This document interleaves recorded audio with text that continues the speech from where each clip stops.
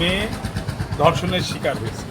এটা কোনো অর্থেই এটা সমর্থন করা যায় না। কিন্তু যেহেতু একজন আইনজীবী হিসাবে আমি এই মামলার আসামি পক্ষে লড়েছিলাম মামলাটায়, তো আমার মনে হয়েছিল এই মামলাতে কিছু ত্রুটি আছে, যে ত্রুটিটা বিজ্ঞ আদালত তার বিবেচনায় নিতে পারতেন, আবার বিজ্ঞ আদালত বিবেচনায় নাও নিতে পারতেন। না নিলেও এটা উচ্চ আদালতে এই মামলার যে ত্রুটিগুলো আছে সেই ত্রুটিগুলো উচ্চ আদালত অবশ্যই স্ক্যান করবে, বিবেচনা করবে, এবং তখন এই মামলা থেকে এই আসামি সম্পূর্ণ নির্দোষে খালাস হবে।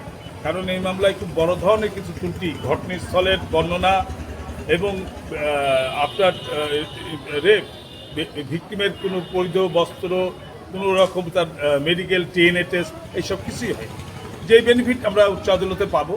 কিন্তু এই বিজ্ঞ আদালত এইখানে বর্তমান দেশের আর্থসামাজিক বাস্তবতা এবং সারা দেশব্যাপী যে একটা মহামারী আকারে ধর্ষণের একটা নোংরা প্রতিযোগিতা চলছে, মানুষের বিকৃত মানসিকতার পরিচয় দিচ্ছে, সেইটার ক্ষেত্রে বিজ্ঞ আদালত এটা একটা দৃষ্টান্তমূলক শাস্তি দিয়ে হিসাবে সামনে দাঁড় করেছে, যেটা বিজ্ঞ আদালত আজকে জাজমেন্ট ঘোষণার সময় বলেছে দেশের প্রাসঙ্গিক বাস্তবতাও আমার এই সিদ্ধান্ত নিতে সাহায্য করেছে।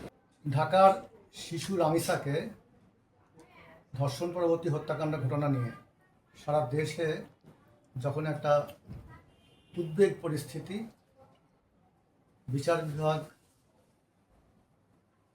সরকার যেখানে একটা বিব্রতকর অবস্থার মধ্যে, ঠিক তখনই মেহেরপুরের শিশু সহিংসতা দমন ট্রাইব্যুনাল মেহেরপুর একটি শিশুকে ধর্ষণের অপরাধের মামলায় আসামি শাকিল হোসেনকে বিজ্ঞ আদালত মৃত্যুদণ্ড রায় ঘোষণা দিয়েছে। সেই সাথে 3 লক্ষ টাকা জরিমানা, অনাদায়ে আরও 1 বছর জেল। এই রায় ঘোষণার মধ্যে দিয়ে এদেশে শিশুর প্রতি যে সহিংসতা সেটা রোধ এবং শিশুর সুরক্ষায় এই রায় অনেক ভূমিকা রাখবে, এবং অপরাধীরা শিশুদের প্রতি যে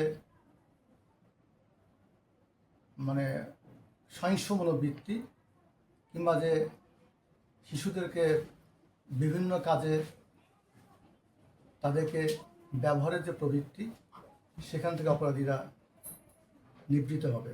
সবচেয়ে উল্লেখযোগ্য বিষয়, বাংলাদেশে প্রচলিত আইনে যে দ্রুত বিচার সম্ভব সেটা এই আদালত প্রমাণ করেছে। এই মামলাটি সিএস দাখিলের পর মাত্র 29 কার্য দিবসে মামলাটির জাজমেন্ট হলো।